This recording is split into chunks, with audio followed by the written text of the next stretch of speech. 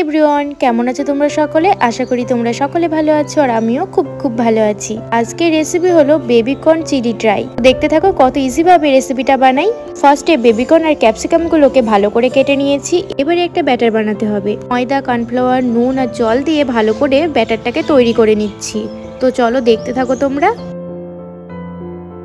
খুব সুন্দর করে ব্যাটারটাকে তৈরি করে নিয়েছি। এদিকে গ্যাস অন করে দিয়েছি। সসপ্যানে ভালো জল দিয়ে তার মধ্যে নুন অ্যাড করে দিয়েছি। ভালো করে জলটাকে ফুটিয়ে নিয়ে তার মধ্যে অ্যাড করব বেবিকর্নগুলোকে। এবারে খুব ভালো করে ফুটিয়ে নিয়ে বয়েল করে নিতে হবে বেবিকর্নগুলোকে। তো ভালো করে বয়েল করে নিয়ে ভালো করে ধুয়ে পরিষ্কার করে নিয়ে এদিকে দেখো ব্যাটারের মধ্যে একটা করে দিয়ে এবারে প্যান বসিয়ে দিয়েছি। প্যানটাকে ভালো মতো গরম করে তেল অ্যাড করে দিয়েছি। তেলটাকে কিন্তু গরম করে নিয়েছি। তেলের মধ্যে আমি এখানে সাদা তেল অ্যাড করেছি। দিয়ে একে একে বেবিকর্নগুলোকে ভালো মতো ফ্রাই করে নেব।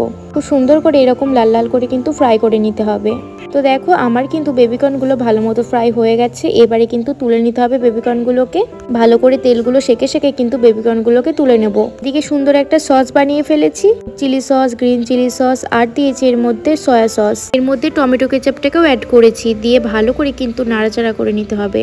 তো এবারে দেখো টমেটো সস পরিমাণে কিন্তু সব থেকে বেশি টমেটো কেচাপটাই অ্যাড করছি, তাহলে কিন্তু খুব টেস্টি হয়। আর পরিমাণে বাকি সসগুলোকে কিন্তু একটু কমই দিতে হবে।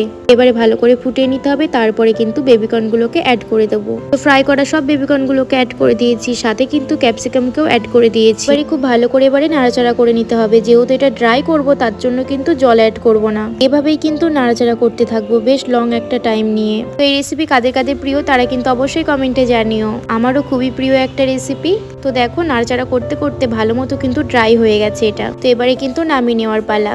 তো চলো নামিয়ে নিয়ে এবারে টেস্ট করি। দেখতে যতটা সুন্দর লাগছে খেতে কিন্তু তার থেকেও বেশি ভালো লাগছে। তোমরা এভাবেই স্টেপ বাই স্টেপ করে দেখো, আশা করি তোমাদেরও ভালো লাগবে। টাটা।